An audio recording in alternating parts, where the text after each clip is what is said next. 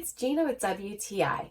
When I have a party or a gathering, I love having a good assortment of cheese, crackers, and other nibbles on a charcuterie tray. I just love this 3-tiered tray set from Noriginalic. For one thing, the acacia wood is so pretty.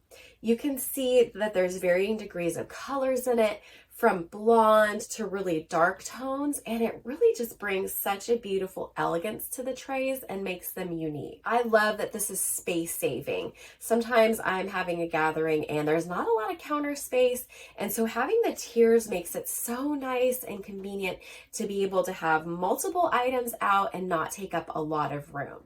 The trays have grooves on the bottom that fit really snugly into the rack and are very secure, so you don't have to worry about them slipping out and spilling any food that you've put on the trays. It folds up easily and compactly, and for storage, it's really nice because it doesn't take up a lot of space. This is definitely a focal point for any gathering that you're gonna have, and you're gonna be so happy that you have it for any kind of entertaining that you need to do. I just love it so much, and that's my point of view.